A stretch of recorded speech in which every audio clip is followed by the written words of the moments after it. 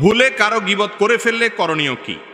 আপনি যদি কারোর গীবত করে ফেলেন, কারোর পেছনে সমালোচনা করে ফেলেন, এটা অন্যায়, বান্দার হক নষ্ট করলেন, তাহলে কি করবেন? এই গীবতের কাফারা বা ক্ষতিপূরণ হিসাবে আপনি 4টি কাজ করবেন। নাম্বার 1, আল্লাহর কাছে মাপ চাইবেন। আল্লাহ, আমি গীবত করে ফেলেছি। গীবত করা কি হালাল না হারাম? একটু আগে আপনারা গীবত সম্পর্কে আলোচনা শুনছেন, ওয়াজ শুনেছেন। গীবত করা কিরকম হারাম? আপন ভাই মারা গেলে তার গোশত কামড়ে খাওয়া, রান্না করে খাওয়া, তার গোশত খাওয়াটা যেরকম অপরাধ, গীবতটা সেই রকম অপরাধ। কত ডেঞ্জারাস অপরাধ চিন্তা করেন।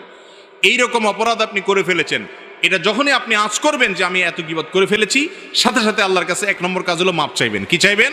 মাপ চাইবেন যে আল্লাহ আপনি আমাকে মাফ করে দেন। 1 নাম্বার 2, যে ব্যক্তির গীবত করেছেন, পরিচিত হলে, জানাশোনা হলে, যদি তার কাছে মাপ চাওয়ার সুযোগ থাকে, তাইলে যা বলবেন যে ভাই তোমার গীবত করে ফেলছি, তুমি আমাকে মাফ করে দাও। আর যদি মাপ চাইতে গেলে বরং আরো ভেজাল বাড়ে, বলে যে কি সর্বনাশ, কি গীবত করছো আমার, বলো।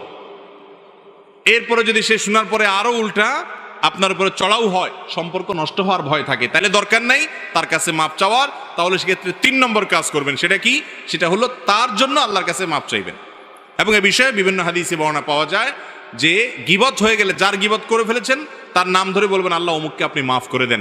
এটা ইনশাল্লাহ আপনার গীবতের কি হবে? কাফারা হিসাবে কাজ করবে। আর নাম্বার 4 হলো, যাদের সামনে তার গীবত করেছেন তাদের সামনে তার প্রশংসা করবেন। আবার মিথ্যা প্রশংসা না, তার মধ্যে যা আছে সেই গুণগুলো উল্লেখ করবেন, তাতে ক্ষতিপূরণ হবে এবং গীবতের কাফারা হবে ইনশাআল্লাহ। আল্লাহ তাআলা গীবতের অপরাধ থেকে আমাদেরকে বেঁচে থাকার তৌফিক দান করুন।